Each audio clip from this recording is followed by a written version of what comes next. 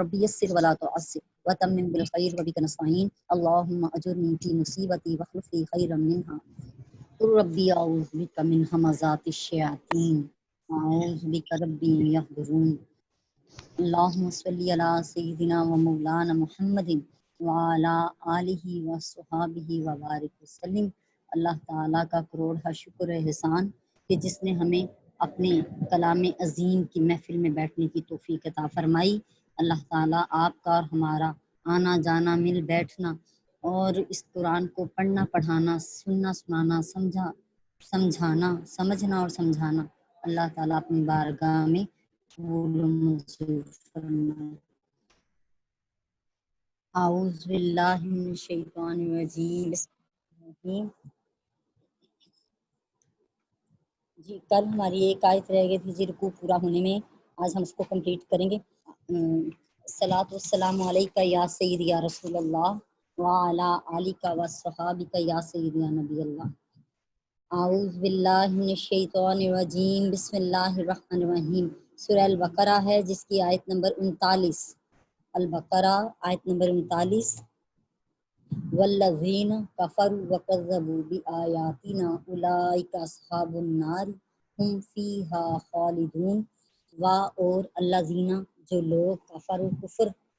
کیا جنہوں نے یا جو کافر ہوئے، وکذبوا اور انہوں نے جھٹلایا، بآیاتنا ہماری آیتوں کو، اولئک اصحاب النار یہی وہ لوگ ہیں جو آگ والے ہیں، ہم فیہا خالدون اور وہ اسی میں ہمیشہ ہمیشہ رہنے والے ہیں، اسی دوزخ میں ہمیشہ ہمیشہ رہنے والے ہیں۔ ان آیات میں پیچھے ہم پڑھ رہے ہیں کہ اللہ تعالیٰ نے اپنی توحید رسالت کے بارے میں سارا بیان کیا، اور پیچھے واقعہ آدم شروع ہوا تھا جس میں اللہ تعالیٰ نے واضح کیا کہ انسان کو کیسے پیدا کیا گیا، اور پھر انسان کو پیدا کر کے یعنی آدم علیہ السلام کو پیدا کیا، پھر ان کی پسلی سے ان کی زوجہ کو پیدا کیا گیا، اور اس کے بعد جنت میں ان کی آزمائش ہوئی جس پر شیطان نے ان کو وسوسوں میں مبتلا کیا اور اپنی چال چل کے ان کو جو ہے وہاں سے بہکا دیا اور اس جنت سے نکلوا دیا۔ کچھ لوگوں کا خیال تھا کہ شاید ہم جنت میں ہی رہتے اگر آدم علیہ السلام یہ غلطی نہ کرتے، لیکن بات ایسی نہیں تھی کیونکہ شروع میں ہی آیت میں بتا دیا گیا کہ انسان کو زمین کے لیے ہی پیدا کیا گیا ہے۔ تو شیطان نے ان کی طرف آدم علیہ السلام کی طرف وسوسہ کیا تھا۔ اس صورت میں سورہ طٰہٰ میں اس کا بیان ہے کہ پھر شیطان نے آدم علیہ السلام کی طرف وسوسہ کیا، کہا اے آدم کیا تمہیں جنت میں ہمیشہ رہنے کا درخت بتا دوں اور ایسی بادشاہت جو کبھی کمزور نہ ہو؟ تو آدم اور حوا دونوں نے اس درخت سے کھا لیا، تو ان کی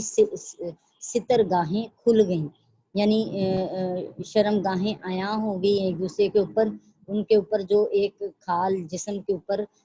لباس کی طرح چڑھی ہوئی تھی وہ اتر گئی، اور جو ہے وہ دونوں جنت کے پتوں سے اپنا جسم چھپانے لگے۔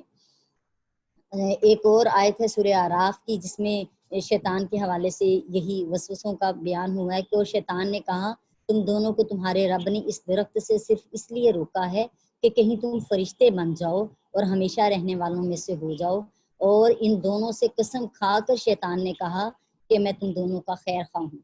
یعنی شیطان کا جھوٹا دعویٰ اور شیطان کے جھوٹے وسوسے، جھوٹے وعدے، اور پھر اس کے پیچھے جھوٹی باتیں کرتا ہے تاکہ جو ہے انسان جو ہے کسی طرح سے اس کے کہنے میں آ جائے اور بہک جائے۔ اور پھر مقصد کیا ہے، جیسے آدم علیہ السلام کو اور اماں حوا کو ننگا کیا، اور ننگے ہونے سے مراد یہی ہے کہ ذلیل و رسوا کر دینا، تو اسی طرح شیطان جو ہے اسی کوشش میں ہے کہ انسان کو ذلیل و رسوا کر دے، اور قیامت والے دن جو ہے وہ اللہ کی بارگاہ میں ذلت کا سامنا کرے اور اس دوزخ میں جا پڑے جس دوزخ میں شیطان نے بھی جانا ہے۔ لیکن اس سارے کو بیان کرنے کے بعد اللہ پاک نے فرمایا کہ جس کے پاس بھی میری ہدایت آئے گی اور وہ اس پر عمل کرے گا تو اس پر نہ کوئی خوف ہوگا اور نہ وہ غمگین ہوگا، نہ دنیا میں نہ قیامت والے دن۔ لیکن ساتھ میں یہ بھی بات بتا دی گئی کہ وہ لوگ جو کفر کریں گے، میری آیتوں کو نہیں مانیں گے اور اس کا میری آیتوں کی ہدایت پر نہیں چلیں گے، عمل پیرا نہیں ہوں گے اور میری آیتوں کو جھٹلائیں گے، یعنی یہ کہیں گے سمینا و عصینا کہ ہم نے سنا پر ہم نے نہ مانا، و اولئک اصحاب النار، کہا جو اس طرح کہیں گے کہ ہم نے سن لیا لیکن ہم نہیں سمجھتے کہ ماننے کی ضرورت ہے یا اس کو عمل کے قابل نہیں سمجھتے۔ کچھ لوگ یوں منہ سے کہہ دیتے ہیں کہ یہ صرف کتابی باتیں ہیں، عمل کے لیے تو علیحدہ ہی زندگی ہے کہ جب ہم کاروبار کرتے ہیں تو پھر جھوٹ کا استعمال کرتے ہیں، جب سیاست میں آتے ہیں تو دو رنگی دکھاتے ہیں۔ ہر معاملہ، زندگی کا ہر معاملہ جو ہے اس پر قرآن کی آیت واضح ہے، ہر چیز کا بیان ہے اس میں اور ہر چیز کے لیے ہمارے لیے ہدایت دے دی گئی ہے اس میں۔ تو جو عمل کرے گا وہ تو غم سے اور خوف سے بچا رہے گا، لیکن جو انکار کرے گا اللہ تعالیٰ فرما رہے ہیں وہ اصحاب النار ہیں، ہم فیہا خالدون، اسی میں وہ ہمیشہ ہمیشہ رہنے والے ہیں، کبھی بھی اس آگ سے بچ نہیں سکیں گے بلکہ اسی میں ڈالے جائیں گے۔ یہ کافروں سے مخاطب ہیں، کافر سے مراد بھی ہے انکار کرنے والا، کفر کہتے ہی انکار کرنے والے کو ہیں۔ اللہ تعالیٰ ہمارے ایمان کو محفوظ رکھے اور ایسے انکار سے بچائے جو قولی ہو یا فعلی ہو،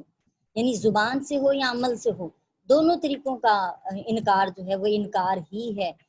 اگر زبان سے مانے اور دل سے انکار کرے تو پھر تو وہ منافق کی نشانی تو یہی تھی، وہ زبان سے مانتا تھا لیکن دل سے انکار کرتا تھا۔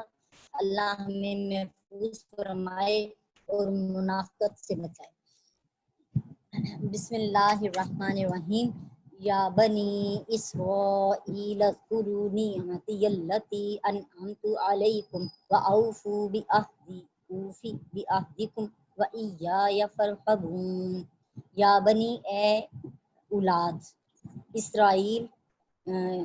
اسرائیل کی یا یعقوب علیہ السلام کی، اسرائیل اصل میں لفظ ہے، لقب ہے یہ حضرت یعقوب علیہ السلام کا۔ اسرائیل کا معنی ہے اللہ کا بندہ، اسرائیل کا معنی ہے جی اللہ کا بندہ، تو یا بنی اسرائیل کا معنی بن جائے گا کہ یعقوب علیہ السلام کی اولاد یا بنی اسرائیل یا بنی اولاد یعقوب، اولاد یعقوب بھی کہہ سکتے ہیں اور اولاد اسرائیل بھی کہہ سکتے ہیں۔ اسرائیل کا معنی اللہ کا بندہ، کس کا لقب تھا یہ؟ حضرت یعقوب علیہ السلام کا، جو کہ حضرت ابراہیم علیہ السلام کے پوتے تھے۔ ابراہیم علیہ السلام کی زوجہ تھی حضرت بی بی سارہ، بی بی سارہ سے اولاد نہیں پیدا ہوئی تھی تو آپ نے اپنی کنیز بی بی ہاجرہ سے ان کی شادی کی، بی بی ہاجرہ سے حضرت اسماعیل علیہ السلام پیدا ہوئے، اور اس کے بعد جب قوم لوط کا عذاب آیا تھا تو اس ٹائم پہ ان فرشتوں نے پہلے حضرت ابراہیم علیہ السلام کے گھر بی بی سارہ کو خوشخبری سنائی، اور آپ اس ٹائم پہ تقریباً 80 سال کی تھیں جب آپ کے ہاں اسحاق علیہ السلام پیدا ہوئے، 80 سال کی تھیں جب آپ پر یعنی کافی بوڑھی خاتون تھیں جب آپ کے ہاں اولاد پیدا ہوئی۔ یہ اللہ کی نشانیوں میں سے ہے کہ اللہ جو چاہتا ہے وہ کرتا ہے۔ اسحاق علیہ السلام پیدا ہوئے اور اسحاق علیہ السلام کی اولاد آگے سے حضرت یعقوب علیہ السلام، اور یعقوب علیہ السلام کی اولاد آگے سے جو ان کے 12 بیٹے تھے جن میں سے 2 نبی ہوئے، حضرت یوسف علیہ السلام اور حضرت بنیامین۔ تھوڑی سی ترتیب بتا دی گئی ہے، اس کو یاد رکھیں کیونکہ یہ انشاءاللہ تعالیٰ آگے انہی انبیاء اکرام کے بارے میں ہم پڑھتے رہیں گے، پڑھیں گے اور ہمیں اس کی سمجھ آ جائے گی۔ اسرائیل کس نبی کا لقب ہے؟ حضرت یعقوب علیہ السلام کا۔ یا بنی اسرائیلہ سے مراد یہ ہے کہ اے اولاد یعقوب، یعقوب علیہ السلام کی اولاد جو بنی اسرائیل، ان کے 12 بیٹے تھے، ان سے مخاطب ہیں، اور ان سے چلنے والی آگے جتنی لڑی تھی ان سب سے مخاطب ہو رہے ہیں۔ لذکروا نعمتی التی، یاد کرو نعمتی میری نعمت کو، اللہ تی جو انعمت انعام کی میں نے، علیکم تم پر، وا اور اوفو اور پورا کرو، بعہدی میرے عہد کو، میرے وعدے کو، اوفی میں پورا کروں گا، بعہدکم تم سے کیا گیا وعدہ، وایایا فرہبون اور صرف مجھ ہی سے ڈرا کرو۔ میں نے اسرائیل کا معنی بتا دیا۔ اسرائیل اصل میں عبرانی زبان کا لفظ ہے کون سی زبان کا جی؟ عبرانی زبان کا لفظ ہے، اس کا معنی ہے اللہ کا برگزیدہ بندہ، یا عبداللہ بھی اسی کا معنی بنتا ہے۔ یہاں پہ جو اولاد اسرائیل کو نعمتیں عطا کی گئی ہیں، ان میں سے ان کو آل فرعون سے نجات دینا، ان میں سے انبیاء اکرام زیادہ سے زیادہ آئے ہیں، اور ان میں من و سلوہ نازل کیا گیا ہے، اور ایک پتھر سے 12 چشمے رواں کیے گئے ہیں، اور ان پر تورات اتاری گئی ہے، اور وہ تورات کے جس میں نبی پاک علیہ السلام کا بہت زیادہ تذکرہ کیا گیا، ان کی صفات کا، اور نبی پاک علیہ السلام کی نبوت اور رسالت کا ذکر کیا گیا۔ اس کے علاوہ جو ہے جی، اس میں ان پر جو نعمتیں اتری، وہ بادل کا سایہ ان پر رہا تھا، سمندر میں راستہ اللہ تعالیٰ نے بنا دیا تھا، اور یہ خیر و عافیت کے ساتھ جو ہیں وہاں سے نکل آئے تھے، اور فرعون اسی راستے پر آ کر غرق ہو گیا تھا، اور اللہ تعالیٰ نے ان کو فرعون کی ظلموں سے اور ستم رسانیوں سے نجات عطا فرمائی تھی۔ اللہ تعالیٰ نے ان کو یہ نعمتیں اس لیے یاد کروا رہے ہیں کہ وہ غور و فکر کریں کہ جب کوئی شخص کسی کی بکثرت نعمتوں کو یاد کرتا ہے تو اس کی مخالفت کرتے ہوئے اس انسان کو حیا آتی ہے۔ سو یہودیوں کو اللہ تعالیٰ کے احکام کی مخالفت سے باز آنا چاہیے، اور تورات میں نبی کریم علیہ السلام کی جن صفات کا ذکر ہے ان کو چھپانا نہیں چاہیے، اور تورات کی وساطت سے یہودیوں نے اللہ تعالیٰ سے جو عہد کیا تھا اس عہد کو پورا کرنا چاہیے۔ وہ عہد کیا تھا؟ وہ عہد یہ تھا کہ وہ اللہ تعالیٰ کے کسی حکم کی نافرمانی نہیں کریں گے، اللہ کی ذات کے ساتھ کسی کو شریک نہیں ٹھہرائیں گے۔ اللہ تعالیٰ کے احکامات میں سے ایک حکم یہ بھی تھا کہ وہ نبی پاک علیہ السلام پر ایمان لائیں گے اور اللہ سے کیا ہوا اپنا وعدہ پورا کریں گے، اور جب اللہ نے ان سے وعدہ اس کے جواب میں یہ دیا تھا کہ اللہ تعالیٰ ان کو جنت میں داخل کرے گا۔ تو یہی یہاں پہ کہا جا رہا ہے، اللہ تعالیٰ فرما رہے ہیں، جبکہ اللہ برابری کا معاملہ یہاں پہ کر رہا ہے کہ تم مجھ سے وعدہ پورا کرو، میں تم سے وعدہ پورا کروں گا، تو یہ جبکہ انسان تو بندہ ہے اللہ کا، اور اللہ تعالیٰ خدا ہیں، خالق و مالک ہیں، لیکن اللہ تعالیٰ نے اپنے فضل کا وعدہ فرمایا اگر بندہ اپنا وعدہ پورا کرے۔ یہودیوں کا اللہ سے عہد اور اللہ کا ان سے عہد یہی تھا کہ نبی پاک علیہ السلام کی اتباع کا وعدہ پورا کریں تو اللہ تعالیٰ بھی ان سے مشکل اور سخت احکامات کا بوجھ اتار دے گا اور ان کو جنت میں داخل کرے گا۔ عام لوگوں سے وعدہ کیا ہے جی؟ اس سے جو ہمارے لیے احکامات اترتے ہیں وہ کیا ہیں؟ اس آیت سے جو ملتے ہیں وہ یہ ہیں کہ جو اللہ تعالیٰ اور رسول اللہ صلی اللہ علیہ وسلم پر ایمان لائیں گے اور دنیا میں لائیں گے تو دنیا میں ان کی جان اور مال بھی محفوظ رہے گا، اور آخرت میں اللہ تعالیٰ اسے دائمی عذاب سے بچا لے گا، اور جو فرائض اور واجبات کو ادا کریں گے اور گناہ کبیرہ سے، بڑے گناہوں سے بچتے رہیں گے تو اللہ تعالیٰ ان کو مغفرت سے نوازے گا، اور جو صراط المستقیم پر ثابت قدم رہیں گے تو اللہ تعالیٰ شروع میں ہی ان کو جنتوں میں بھیج دے گا، اور جو توحید کے سمندر میں اپنے آپ کو غرق کر لیں گے، یعنی اللہ سے ایسی دوستی بنا لیں گے، محبت کر لیں گے، تو اللہ تعالیٰ کہ کبھی بھی وہ اللہ کی ذات سے غافل نہ ہوں، تو پھر اللہ تعالیٰ ایسے بندوں کا، اللہ کا وعدہ ہے ان سے کہ ایسے بندوں کو اللہ تعالیٰ اپنا دیدار نصیب فرمائے گا، ان کو اپنی قربت عطا فرمائے گا،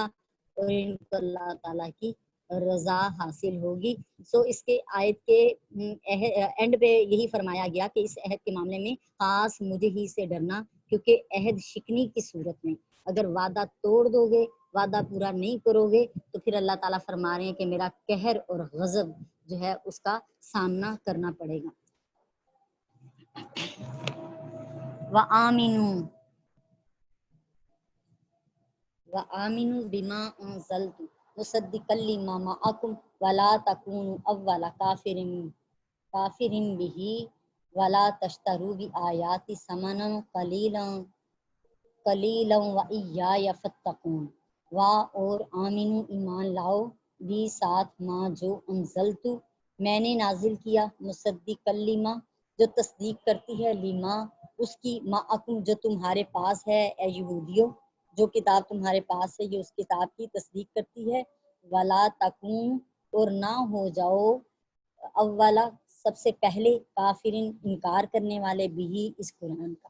اس کلام عظیم کا سب سے پہلے انکار کرنے والے نہ بن جاؤ، ولا تشترو اور نہ بیچو بھی آیاتی میری آیتوں کو ثمنن قلیلا تھوڑی قیمت پر، و یا فتقون اور صرف مجھ ہی سے ڈرا کرو، اور اس کتاب پر ایمان لاؤ جو میں نے اپنے رسول محمد صلی اللہ علیہ وآلہ وسلم پر اتاری ہے، حالانکہ یہ اس کی اصلاً تصدیق کرتی ہے جو تمہارے پاس ہے، اور تم ہی سب سے پہلے اس کے منکر نہ بنو، اور میری آیتوں کو دنیا کی تھوڑی سی قیمت پر فروخت نہ کرو اور مجھ ہی سے ڈرتے رہو۔ نے جی یہ قرآن پاک کے حوالے سے حکم ہوا بنی اسرائیل کو کہ تم سب سے پہلے ایمان لے کر آؤ اس پر، کیونکہ تم پر تمہارے درمیان سب سے زیادہ نبی میں نے بھیجے اور سب سے زیادہ الہامی کلام بھی تم پر اتارا گیا۔ یہ الہامی کلام کے بارے میں سننے جی 4 کتابیں نازل کی گئیں اور 100 صحائف اتارے گئے، 4 کتابیں نازل ہوئیں اور 100 صحائف اتارے گئے۔ کتابوں کے بارے میں تو ہم جانتے ہی ہیں کہ زبور جو ہے داؤد علیہ السلام پر اتاری گئی تھی، تورات حضرت موسیٰ علیہ السلام پہ نازل ہوئی، انجیل حضرت عیسیٰ علیہ السلام پہ نازل ہوئی، اور قرآن مجید ہمارے پیارے آقا حضرت محمد مصطفیٰ احمد مصطفیٰ صلی اللہ تعالی علیہ وآلہ وسلم پر نازل کی گئی ہیں۔ یہ 4 کتابیں ہیں اور 100 صحائف ہیں جو مختلف انبیاء کرام پر، مختلف قوموں کے لیے مختلف انبیاء کرام پر نازل ہوتے رہے ہیں۔ تو یہاں پہ کیونکہ سب سے زیادہ الہامی کلام انہی لوگوں پر نازل ہوا تھا، بنی اسرائیل کے اوپر آیا تھا، اور سادہ نبی بھی انہی کے درمیان تھے۔ پوری دنیا میں سے جس کسی نے آسمانی علم کے بارے میں جاننا ہوتا تو وہ انہی کے پاس، بنی اسرائیل کے علماء کے پاس آ جاتے، یہودیوں کے علماء کے پاس، اور آ کے ان سے پوچھتے کہ فلاں حکم کے بارے میں اللہ تعالیٰ کیا فرماتے ہیں، تو وہ اس کے مطابق احکامات بیان کرتے تھے۔ تو یہاں پہ اللہ تعالیٰ فرما رہے ہیں کہ تم تو سب کچھ جانتے ہو پہلے سے ہی، تمہارے درمیان انبیاء بھی اتنے زیادہ آئے ہیں اور احکامات بھی تمہارے درمیان ہی آسمانی احکامات بھی سب سے زیادہ اترے ہیں، علم اترا ہے، آسمانی علم اترا ہے، تو لہٰذا تم سب سے پہلے اس کلام عظیم کا انکار کرنے والے نہ بنو، بلکہ تمہیں تو چاہیے تھا تم سب سے پہلے اس کی تصدیق کرتے، سب سے پہلے کہتے کہ ہاں یہی حق ہے، یہی سچ ہے۔ اب سوال یہ پیدا ہوتا ہے کہ ان بنی اسرائیل نے کلام عظیم اور نبی پاک صلی اللہ علیہ وآلہ وسلم کا انکار کیوں کیا؟ اس کی یہ وجوہات تھیں۔ سب سے پہلی تو یہ حسد تھا اس معاملے میں کہ یہ چاہتے تھے کہ ہماری بنی اسرائیل کی جو لڑی ہے، یعنی حضرت اسحاق علیہ السلام اور اس کے بعد ابراہیم علیہ السلام کے بیٹے حضرت اسحاق علیہ السلام، اور ان کے بعد ان کے بیٹے حضرت یعقوب علیہ السلام، یعقوب علیہ السلام کے آگے آنے والی ساری لڑی جو سب کو بنی اسرائیل کہا جا رہا ہے۔ تو کیونکہ کثرت سے نبی اس میں آئے ہیں، تو اور تورات میں اور انجیل میں بہت زیادہ نبی پاک صلی اللہ علیہ وآلہ وسلم کی صفات کا بیان تھا، تذکرہ تھا، اور یہ یہودی بھی کیا کرتے تھے کہ جہاں کہیں آپ سرکار دو عالم علیہ السلام کا تذکرہ ان کی کتاب میں آتا، اس کے اوپر ہاتھ رکھ کر کہتے کہ یا اللہ پاک صبح ہمارے دشمنوں سے جنگ ہے، تو اس نام کا صدقہ ہمیں صبح فتح نصیب فرما، کہ جس کی صفات تو نے اتنی بیان کی ہیں ہماری تورات میں، تو جو ہی صبح جا کے جنگ لڑتے تو اللہ تعالیٰ ان کو فتح نصیب فرما دیتے نبی پاک علیہ السلام کے نام نامی کے صدقے۔ تو اب ان کو کبھی امید تھی کہ یہ ہماری لڑی میں سے پیدا ہوں گے، لیکن نبی پاک علیہ السلام کو اللہ تعالیٰ نے حضرت ابراہیم علیہ السلام کے دوسرے بیٹے، یعنی جو پہلے بیٹے تھے حضرت بی بی ہاجرہ سے پیدا ہوئے تھے، ان کے بطن سے پیدا ہوئے تھے، ان کا نام حضرت اسماعیل علیہ السلام تھا، ان کی لڑی میں سے نبی پاک صلی اللہ علیہ وآلہ وسلم کو پیدا کیا گیا۔ حضرت اسماعیل علیہ السلام کے بعد کوئی نبی نہیں ہوا، اور ان کے بعد ساری لڑی خالی تھی، اور اینڈ پر حضرت پیارے آقا علیہ السلام ان کی پیدائش ہوئی، اور ان کے اندر یہ حسد پیدا ہوا کہ یہ ہماری لڑی میں سے کیوں نہیں پیدا ہوا۔ دوسری وجہ یہ تھی کہ اگر ہم ان پر ایمان لے آئے تو ہمارا یہ اقتدار کہ ساری دنیا سے لوگ آ کر ہم سے پوچھتے ہیں، تو ہمارا ایک نام ہے، ہمارا یہ نام ختم ہو جائے گا۔ تیسری وجہ جو تھی وہ یہ تھی کہ یہ جب احکامات بتاتے تھے تو جہاں کہیں ضرورت ہوتی ہے، کوئی ان کو سفارش لگاتا تھا یا کوئی پیسے لگا دیتا تھا، تو وہ اس پر اس کے جیسا کوئی دوسرا چاہتا تھا اس کا حکم تورات کا بدل کر اس کو حکم سنا دیا کرتے تھے، یہاں تک کہ اپنے ہاتھوں سے لکھ دیا کرتے تھے، اور پھر جو ہے کہہ دیتے تھے یہ اللہ کی طرف سے ہے، نعوذ باللہ۔ اس طرح کی تحریف انہوں نے،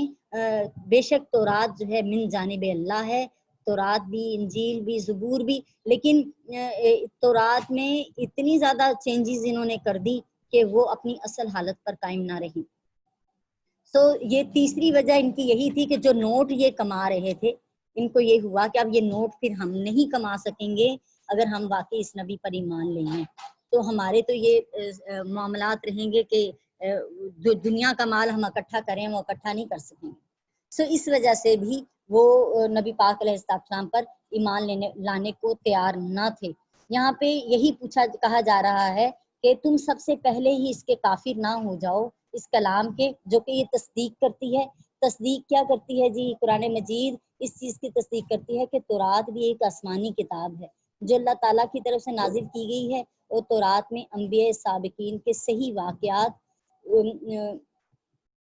اور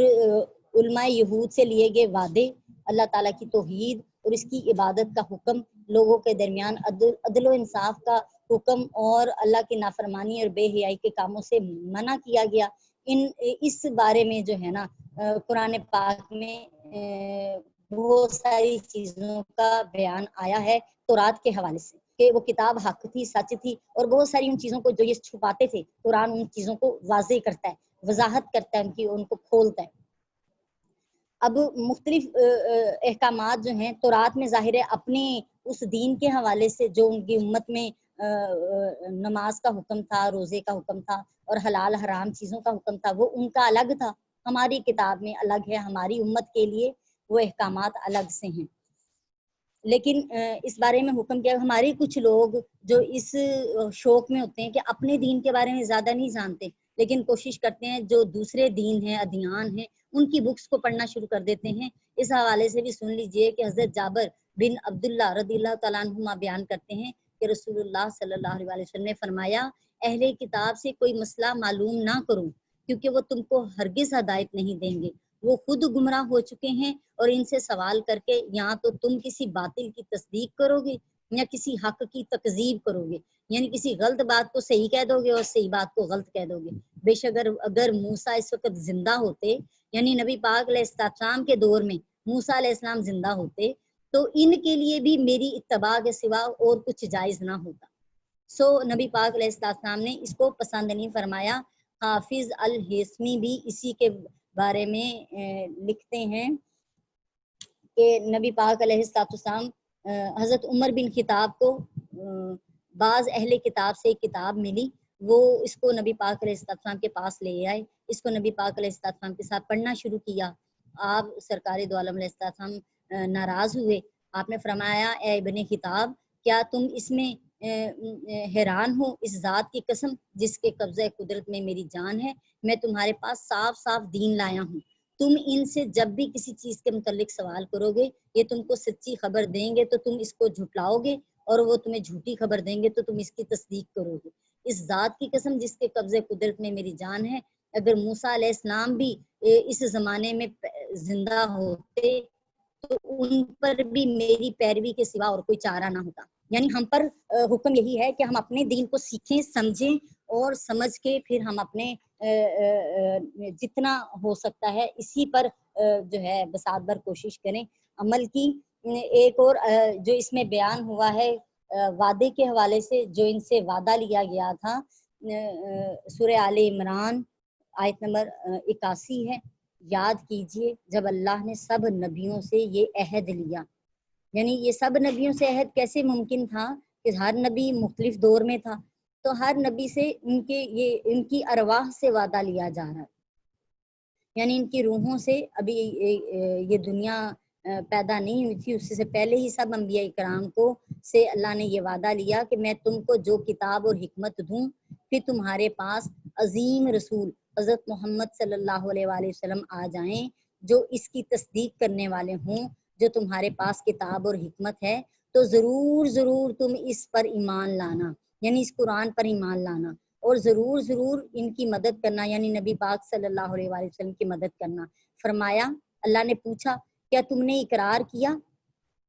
اور اس پر میرا بھاری وعدہ قبول کیا. یہ عہد کے حوالے سے بات ہو رہی ہے. تو سب انبیاء کرام نے کہا ہم نے اقرار کیا. اور پھر فرمایا اللہ تعالیٰ نے پس گواہ رہنا اور میں خود تمہارے ساتھ گواہوں میں سے ہوں. تو اس آیہ کریمہ کے مطابق جو سورہ آل عمران کی آیت نمبر 81 ہے،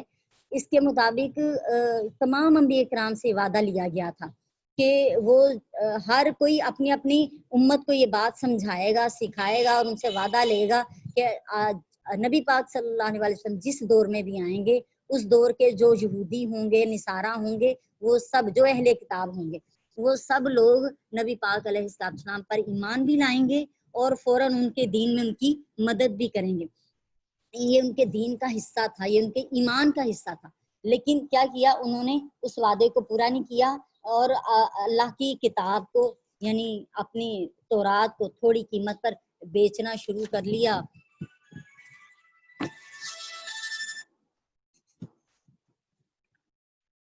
کیا کہ جہاں ان کو کوئی فائدہ نظر آتا، جہاں کوئی چینج کرنی ضروری ہوتی، وہاں پہ اس کو بدل دیتے، چینج کر دیتے اور اس پر قیمت وصول کرتے. اب یہاں پہ سوال کچھ اس نوعیت کے ہیں کہ کچھ کہتے ہیں کہ جی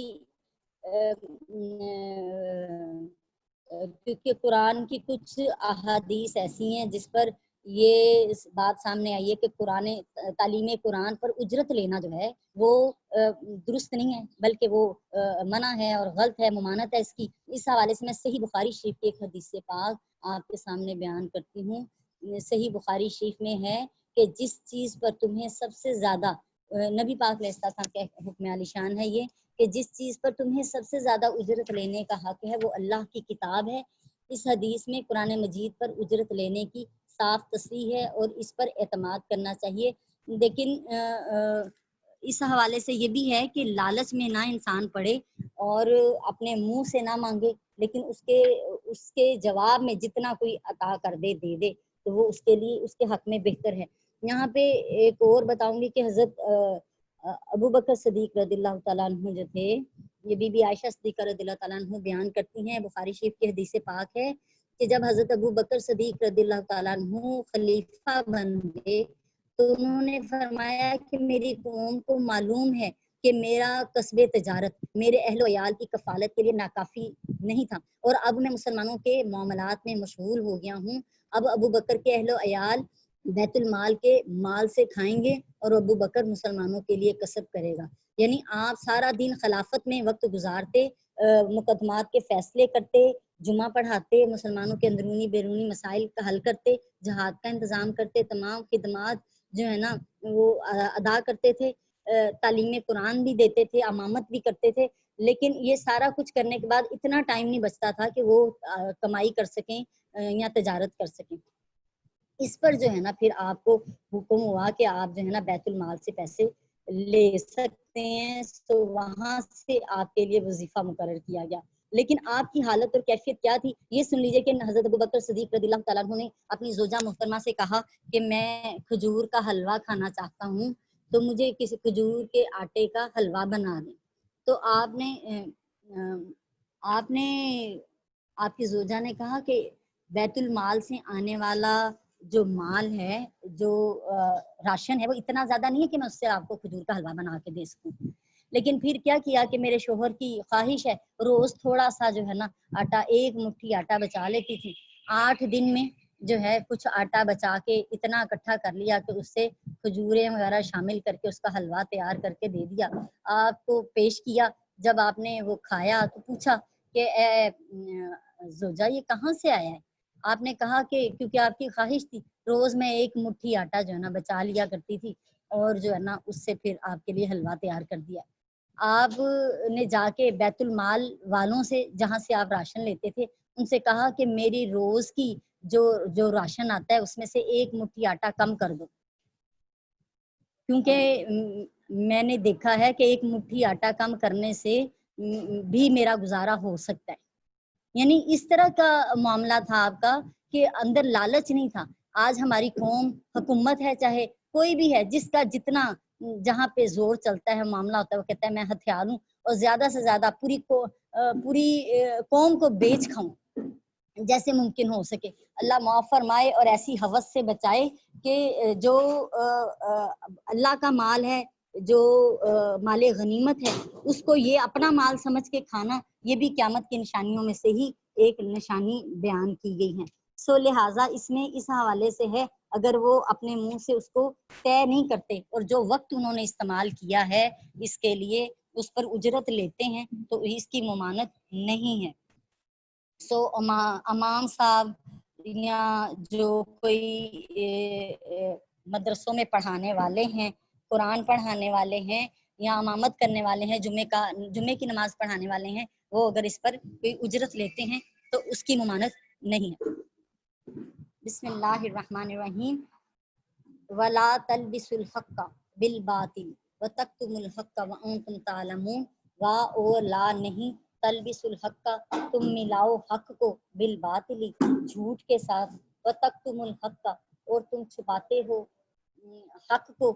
اور نہ ہی تم چھپاؤ حق کو، وانتم تعلمون جبکہ تم جانتے ہو، اور حق کی آمیزش باطل کے ساتھ نہ کرو اور نہ ہی حق کو جان بوجھ کر چھپاؤ۔ یہ یہودیوں کو حکم دیا جا رہا ہے، یہ تلبسو سے مراد یہی ہے، حق کو، سچ بات کو جھوٹ کے ساتھ ملا دینا۔ یعنی ان میں سے بعض تو یہ کہتے ہیں کہ نبی پاک علیہ الصلوۃ والسلام واقعی مبعوث ہیں اور یہ حق ہے، سچ ہیں، لیکن ان میں سے جو بعض تھے وہ جن کے اندر جو ہے اسلام دشمنی تھی، وہ پورا انکار کرتے تھے اور اس بات پہ کہتے تھے، اپنے ہی ان علماء کرام سے لڑتے تھے جو بات کھول کے حق بیان کر دیتے تھے، ان کو کہتے تھے تم کیوں یہ بات دوسروں کے سامنے بیان کر رہے ہو جو اللہ نے تم پر کھولی ہے، تو ان سے لڑائی جھگڑا کرنا شروع کر دیتے ہیں۔ تو یہاں پہ ہمیں جو حکم ہے، جب نبی پاک علیہ السلام نے اپنی نبوت کا اظہار کیا ہے، مبعوث فرمایا گیا آپ کو، تو مشرکین مکہ جو ہیں وہ علماء یہود کے پاس جا کے پوچھا کرتے تھے کہ کیا واقعی یہ سچا نبی ہے اور اس کے بارے میں، ان کے بارے میں آپ کی کتاب میں کیا لکھا ہوا ہے۔ تو وہ لوگ جو ہیں جو سچے تھے ان میں سے، وہ تو حق اور سچ بات بیان کر دیتے تھے اور بتا دیتے تھے کہ یہ سچے نبی ہیں اور حق ہیں، اور ان کے بارے میں ہماری کتاب میں بہت بیان ہے۔ قرآن پاک میں ایک جگہ پہ آیا، آگے ہم پڑھیں گے انشاءاللہ تعالیٰ، کہ یہ یہودی نبی پاک علیہ السلام کو یوں پہچانتے تھے جیسے اپنے سگے بیٹوں کو پہچانتے۔ تو اس سے بڑھ کر اور کیا ہے کہ ایک ماں کے لیے یا ایک باپ کے لیے اولاد چاہے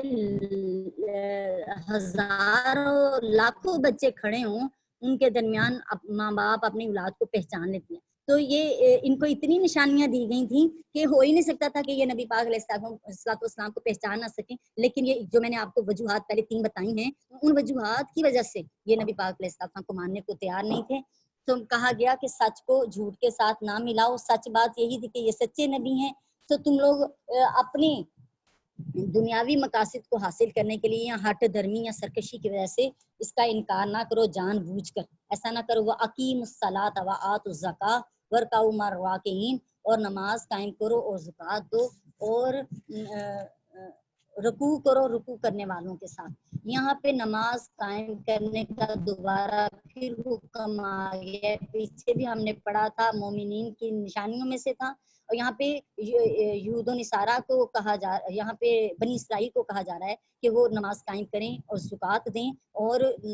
رکوع کرنے والوں کے ساتھ رکوع کریں۔ عام مومنوں کے لیے جو حکم ہے اس میں نماز کا حکم ہے اور زکوٰۃ ادا کرنے کا حکم ہے اور نماز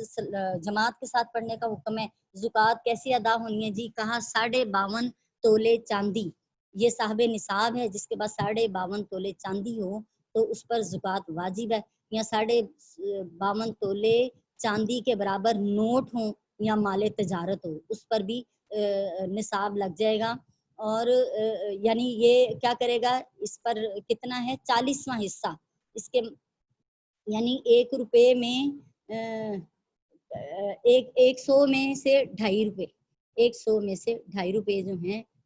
وہ زکوٰۃ لگے گی۔ اور 7.5 تولے سونا جس کے پاس ہو وہ بھی صاحب نصاب ہے، یا مکس کر کے بھی اگر اتنا 2-3 طرح کی یعنی کرنسی بھی ہے، چاندی بھی ہے، سونا بھی ہے، تو ان سب کو اکٹھا کر کے اگر اس کے برابر کا